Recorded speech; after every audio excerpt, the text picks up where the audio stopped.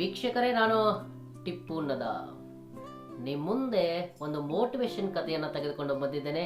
ಹಾಗಾದ್ರೆ ಈ ಕಥೆಯನ್ನ ಕೊನೆವರೆಗೂ ನೋಡಿ. ಮಾಡುವುದು ಬೇಡ ಕೆಟ್ಟತನದಿಂದ ಗಳಿಕೆ, ಮಾಡುವುದು ಬೇಡ ಕೆಟ್ಟತನದಿಂದ ಗಳಿಕೆ, ಮಾಡೋಣ ಒಳ್ಳೆ ಕಾರ್ಯಗಳಿಗೆ ಆ ಹಣವನ್ನ ಬಳಕೆ, ಬಡವರಿಗಾಗಿ ಮಾಡೋಣ ಆ ಹಣವನ್ನು ಬಳಕೆ. ಶ್ರೀಮಂತ ವ್ಯಕ್ತಿ, ಬಹಳ ಶ್ರೀಮಂತ ವ್ಯಕ್ತಿ. ಹಾಗಾದ್ರೆ ಇನ್ನೂ ಗಳಿಸ್ಬೇಕು, ಇನ್ನೂ ಗಳಿಸ್ಬೇಕು, ಇನ್ನೂ ಗಳಿಸ್ಬೇಕು, ಅವನಲ್ಲಿ ಆಸೆ ದಿನದಿಂದ ಹೆಚ್ಚಾಗ್ತಾನೆ ಇತ್ತು. ಹಾಗಾದ್ರೆ ಎಷ್ಟು ಇತ್ತು ಹಣ? ಕೈಗೆ ಕಾಲಿಗೆ ಎಲ್ಲ ಕಡೆ ಆಳು, ಫ್ಯಾಕ್ಟ್ರಿಗಳಿದಾವೆ, ಗದ್ದೆಗಳಿದಾವೆ. ಆದ್ರೂ ಅವನ ಮನಸ್ಸಿನಲ್ಲಿ ಮತ್ತೆ ಗಳಿಸಬೇಕು ಅಂತಕ್ಕಂಥ ವಿಚಾರ. ಹಾಗಾದ್ರೆ ಅವನು ತನ್ನ ಈ CA ಅವರಿಗೆ ಕರೆಸ್ತಾನೆ, ತನ್ನ ಎಲ್ಲ ಲೆಕ್ಕ ಪತ್ರಗಳನ್ನ ಇಡತಕ್ಕಂಥ ವ್ಯಕ್ತಿ ಕರೆಸ್ತಾನೆ. ಅವನಿಗೆ ಹೇಳ್ತಾನೆ, ನನ್ನ ಆಸ್ತಿ ಎಷ್ಟಿದೆ, ನನ್ನಲ್ಲಿ ಎಷ್ಟು ಹಣ ಇದ್ದಾವೆ, ಅದೆಲ್ಲವನ್ನ ಕ್ಯಾಲ್ಕುಲೇಷನ್ ಮಾಡಿ ನನಗೆ ಹೇಳು, ಮತ್ತು ಅದು ನಾವು ಎಷ್ಟು ಪೀಳಿಗೆವರೆಗೆ ನಾವು ಕೂತು ತಿನ್ಬಹುದು ಅಂತಕ್ಕಂಥ ಲೆಕ್ಕಾಚಾರವನ್ನ ಮಾಡಿ ನನಗೆ ಹೇಳು ಅಂತಕ್ಕಂಥ ಮಾತನ್ನ ಆತ ಎಲ್ಲ ಲೆಕ್ಕ ಪತ್ರವನ್ನು ಇಡತಕ್ಕಂಥ ಅಧಿಕಾರಿಗೆ ಹೇಳ್ತಾನೆ. ಹಾಗಾದ್ರೆ ಆ ಲೆಕ್ಕ ಪತ್ರವನ್ನು ಇಡತಕ್ಕಂಥ ವ್ಯಕ್ತಿ, ಸರ್ ನನಗೆ ಒಂದು 4-5 ದಿನ ಟೈಮ್ ಬೇಕು ಸರ್. 4-5 ದಿವಸ ತೆಗೆದುಕೋ. ಲೆಕ್ಕ ಪತ್ರಗಳನ್ನ ಇಡತಕ್ಕಂಥ ವ್ಯಕ್ತಿ ಎಲ್ಲ ಲೆಕ್ಕಾಚಾರ ಮಾಡಿ 6ನೇ ದಿನಕ್ಕೆ ಆ ಶ್ರೀಮಂತ ವ್ಯಕ್ತಿ ಮುಂದ್ಗಡೆ ಬಂದು ನಿಂದಿರ್ತಾನೆ. ಸರ್ ಈ ತರ ಆಗಿದೆ, ಎಲ್ಲ ಲೆಕ್ಕವನ್ನು ಕೊಡ್ತಾನೆ. ಹಾಗಾದ್ರೆ ಎಷ್ಟು ಪೀಳಿಗೆವರೆಗೆ ನಾವು ನನ್ನ ಆಸ್ತಿಯನ್ನ, ನನ್ನ ಹಣವನ್ನ ಕುಂತು ತಿನ್ಬಹುದು? ಆಗ ಲೆಕ್ಕ ಪತ್ರವನ್ನು ಇಡತಕ್ಕಂಥ ವ್ಯಕ್ತಿ ಹೇಳ್ತಾನೆ, ಸರ್ ನೀವು ಇಲ್ಲಿಂದ 8 ಪೀಳಿಗೆಯಷ್ಟು ಕುಂತು ತಿನ್ನುವಷ್ಟು ಆಸ್ತಿ ನನ್ನಲ್ಲಿದೆ ಎಂದು ಮತ್ತೆ ವಿಚಾರ ಮಾಡ್ತಾನೆ. ಹಾಗಾದ್ರೆ ನನ್ನ 9 ಮತ್ತು 10ನೇ ಪೀಳಿಗೆ ಅದು ಹೇಗಾಗಬೇಕು?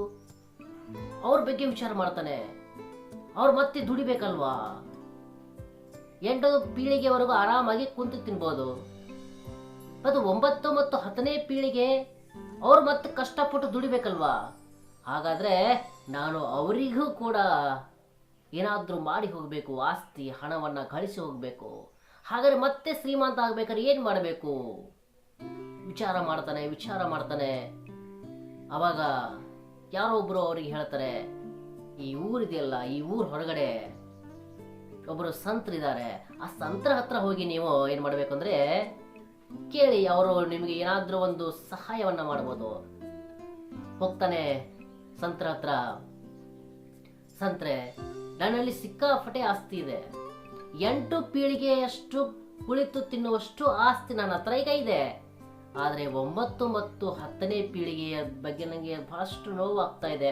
ಅವ್ರು ಮತ್ತೆ ದುಡಿಬೇಕಲ್ವಾ, ಮತ್ತೆ ಕಷ್ಟ ಪಡ್ಬೇಕಲ್ವಾ? ಏನ್ ಮಾಡ್ಬೇಕು? ಅವರಿಗೂ ಕೂಡ ನಾನೇನಪ್ಪ ಅಂದ್ರೆ ಗಳಿಸಿ ಹೋಗ್ಬೇಕು. ಅವಾಗ ಸಂತ ನಕ್ಕು ಹೇಳ್ತಾನೆ, ಓ ಹಾಗಾದ್ರೆ ನೀವೊಂದು ಕೆಲಸ ಮಾಡಿ, ಈ ಊರಲ್ಲಿ ಒಂದು ಮನೆ ಇದೆ, ಅಜ್ಜಿ ಮತ್ತು ಅಲ್ಲಿ ಅಜ್ಜ ಇರ್ತಾರೆ. ಅವರಿಗೆ ನೀವು ಒಂದು ಕಟ್ಟು ಅಂದ್ರೆ ಒಂದು ಚೀಲಲ್ಲಿ ಹಿಟ್ಟನ್ನು ತೆಗೆದುಕೊಂಡು ಆ ಅಜ್ಜ ಅಜ್ಜಿ ಇರ್ತಕ್ಕಂಥ ಮನೆಗೆ ಕೊಟ್ಟು ಬನ್ನಿ. ಅವಾಗ ಆ ಶ್ರೀಮಂತ ವ್ಯಕ್ತಿ ಹೇಳ್ತಾನೆ, ಇಷ್ಟೇನಾ? ಆಯ್ತು ಅಂತ ಖುಷಿ ಪಟ್ಟು ಅವರಿಗೆ ನಮಸ್ಕಾರ ಮಾಡಿ ಅಲ್ಲಿಂದ ಒಂದು ಕಾರಲ್ಲಿ ಆ ಒಂದು ಕಟ್ ಅಥವಾ ಒಂದು ಚೀಲಲ್ಲಿ ಹಿಟ್ಟವನ್ನು ತೆಗೆದುಕೊಂಡು ಅವರ ಮನೆಗೆ ಹೋಗ್ತಾನೆ. ಅಜ್ಜ ಅಜ್ಜಿ ಮನೆಯನ್ನ ತಲುಪ್ತಾನೆ. ಅಜ್ಜಿ, ತೆಗೆದುಕೊಳ್ಳಿ ಹಿಟ್ಟನ್ನು, ನಿಮಗೆ ಸುಮಾರು 1 ತಿಂಗಳ ಆಗುವಷ್ಟೇ ಪಾತ್ರೆ ಇದರಲ್ಲಿ ಹಿಟ್ಟಿದೆ, ನೀವು ಇದನ್ನ ಬಳಕೆ ಮಾಡ್ಕೋರಿ. ಆಗ ಅಜ್ಜಿ ಹೇಳ್ತಾರೆ, ಇಲ್ಲಪ್ಪ ಇಲ್ಲ, ಇದರ ಅವಶ್ಯಕತೆ ನನಗೇನಿಲ್ಲ. ಅವಾಗ ಶ್ರೀಮಂತ ವ್ಯಕ್ತಿ ಹೇಳ್ತಾನೆ, ಇದು ತುಂಬಾ ಆಗುತ್ತೆ, ಸಿಕ್ಕಾಪಟ್ಟೆ ಆಗುತ್ತೆ, ಇದು 1 ತಿಂಗಳು ಇರುವಷ್ಟು ಬೇಡ. ಹಾಗಾದ್ರೆ ಅದರಲ್ಲಿ ಮತ್ತೆ ಅರ್ಧ ತೆಗಿತಾನೆ. ತೆಗೆದುಕೊಳ್ಳಿ ಅಜ್ಜಿ, ಇದರಲ್ಲಿ 15 ದಿವಸ ಆಗುವಷ್ಟು ಹಿಟ್ಟಿದೆ, ಇದನ್ನ ನೀವು ಬಳಕೆ ಮಾಡಿ. ಆಗ ಅಜ್ಜಿ ಹೇಳ್ತಾಳೆ, ಇಲ್ಲ 15 ದಿವಸ ಆಗುವಷ್ಟು ನಾನೇನು ಮಾಡ್ಲಿ? ಅವಾಗ ಮತ್ತೆ ಅದರಲ್ಲಿ ತೆಗಿತಾನೆ. ಅಜ್ಜಿ, ಇದರಲ್ಲಿ 1 ವಾರ ಆಗುವಷ್ಟು ಹಿಟ್ಟಿದೆ, ಪ್ಲೀಸ್ ನೀವು ಇದನ್ನ ಬಳಕೆ ಮಾಡಿ, ಇದರಿಂದ ನೀವು ರೊಟ್ಟಿಯನ್ನ ಮಾಡಿ ತಿನ್ನಿ. ಆಗ ಅಜ್ಜಿ ಹೇಳ್ತಾಳೆ, ಇಲ್ಲಪ್ಪ ಇಲ್ಲ, ಇದರ ಅವಶ್ಯಕತೆ ಇಲ್ಲ. ಹಾಗಾದ್ರೆ ಕೊನೆಗೆ ಒಂದೇ ದಿವಸ ಆಗುವಷ್ಟು ಹಿಟ್ಟನ್ನ ಅಜ್ಜಿ ಪ್ಲೀಸ್ ದಯಮಾಡಿ ಇದನ್ನ ತೆಗೆದುಕೊಳ್ಳಿ ಅಂತಕ್ಕಂಥ ರಿಕ್ವೆಸ್ಟ್ ಅನ್ನ ಮಾಡ್ತಾನೆ. ಆಗ ಅಜ್ಜಿ ಹೇಳ್ತಾಳೆ, ನೋಡಪ್ಪ ನಮ್ದು ಈಗ ಊಟ ಆಗಿದೆ, ಈಗ ರಾತ್ರಿ ಮತ್ತೆ ಆದ ತಕ್ಷಣ ನಾವು ಈಗ ರಾತ್ರಿಗೇನೆ ಊಟ ಮಾಡೋದು. ಅವಾಗ ಮತ್ತೆ ಅಲ್ಲೇ ಇಲ್ಲೇ ನಾವು ಹೋಗಿ ಕೆಲಸಕ್ಕೆ ಹೋಗ್ತೇನೆ. ಆ ಕೆಲಸಕ್ಕೆ ಬಂದ ನಂತರ ಕೆಲಸಕ್ಕೆ ಬಂದಿರತಕ್ಕಂಥ ಜೋಳವನ್ನ ಬೀಸಿಕೊಂಡು ನಾವು ಮತ್ತೆ ಆ ಥರ ವ್ಯವಸ್ಥೆಯನ್ನ ಮಾಡ್ಕೋತೀವಿ. ಈಗ ಸದ್ಯಕ್ಕಂತ ನಮಗೆ ಊಟ ಆಗಿದೆ, ಅದಕ್ಕೋಸ್ಕರ ಈ ಹಿಟ್ಟನ್ನ ಬೇರೆಯವರಿಗೆ ಕೊಡು. ನಮ್ಗಿಂತ ಕೆಲವರು ಏನಪ್ಪಾ ಅಂದ್ರೆ ಈ ಸದ್ಯಕ್ಕೆ ಊಟ ಇಲ್ಲ, ಅವ್ರಿಗೆ ಕೊಡು, ನಾವಂತೂ ಈಗ ಊಟ ಮಾಡಿದ್ದೇವೆ. ನಾವೀಗ ಯೋಚನೆ ಮಾಡುವುದು ಕೇವಲ ರಾತ್ರಿ ಊಟದ್ದು. ರಾತ್ರಿ ಹೇಗೆ ನಾವು ಕೆಲಸಕ್ಕೆ ಹೋಗ್ತೇವೆ. ಅವಾಗ ಶ್ರೀಮಂತ ವ್ಯಕ್ತಿ ಗಾಬರಿ ಆಗ್ತಾನೆ. ಇವರು ಈ ಸದ್ಯ ಊಟ ಆಗಿದೆ, ರಾತ್ರಿ ಬಗ್ಗೆ ಕೂಡ ಯೋಚನೆ ಮಾಡ್ತಾ ಇಲ್ಲ, ಒಂದು ವರ್ಷದ ಬಗ್ಗೆ ಅಂತೂ ಯೋಚನೆನೇ ಇಲ್ಲ, ತಿಂಗಳ ಬಗ್ಗೆ ಅಂತೂ ಯೋಚನೆನೇ ಇಲ್ಲ, ವಾರ ದಿನದ ಬಗ್ಗೆ ಯೋಚನೆ ಇಲ್ಲ. ಇವರಿಗೆ ರಾತ್ರಿ ಊಟಕ್ಕೆ ಏನ್ ಇದೇ ಇಲ್ಲೋ ಅಂತಕ್ಕಂಥದ್ದು ಕೂಡ ಯೋಚನೆ ಇಲ್ಲ. ಆದ್ರೆ ನಾನು ಯೋಚನೆ ಮಾಡ್ತಾ ಇದ್ದೀನಿ 8 ಪೀಳಿಗೆಯಷ್ಟು 9ನೇ ಪೀಳಿಗೆಯ ಬಗ್ಗೆ ನಾನು ಯೋಚನೆ ಮಾಡ್ತಾ ಇದ್ದೀನಿ. ಅಂದ್ರೆ ನನ್ನಷ್ಟು ಮುಟ್ಟಾಳ ಬೇರೆ ಯಾರು ಇಲ್ಲ ಅಂತಕ್ಕಂಥದ್ದು ಮನವರಿಕೆ ಮಾಡ್ಕೋತಾನೆ. ಆಗ ಶ್ರೀಮಂತ ವ್ಯಕ್ತಿ ತಿಳ್ಕೊತಾನೆ, ಅಯ್ಯೋ ಈ ಅಜ್ಜಿಗೆ ಒಂದು ಹೊತ್ತಿನ ಊಟದ ಮಾತ್ರ ಚಿಂತೆ ಇದೆ, ನನಗೆ ನೋಡಿದ್ರೆ ಅಷ್ಟು ನಾನು ಚಿಂತೆಯನ್ನು ಮಾಡ್ತಾ ಇದ್ದಾರೆ. ಹಾಗಾದ್ರೆ ಅವತ್ತಿನಿಂದಲೇ ಆ ಶ್ರೀಮಂತ ವ್ಯಕ್ತಿ ದಾನ ಧರ್ಮ ಮಾಡುವುದರಲ್ಲಿ ತೊಡ್ಕೊಳ್ತಾನೆ. ವೀಕ್ಷಕರೇ, ಹಾಗೆ ಆದ್ರೆ ನಾವು ಯೋಚನೆ ಮಾಡಬೇಕಾಗಿರೋದು ಇಷ್ಟೇ. ನಾವು ಮುಂದ್ಗಡೆಯಿಂದ ಯೋಚನೆ ಮಾಡಿ ನಾವು ಸಂಪತ್ತನ್ನ ಜೋಡಿಸ್ತೀವಿ. ಹಾಗಾದ್ರೆ ಸಂಪತ್ತನ್ನ ಜೋಡಿಸುವುದರಲ್ಲಿ ನಮ್ಮ ದಿನಗಳು ಕಳೆದು ಹೋಗುತ್ತವೆ.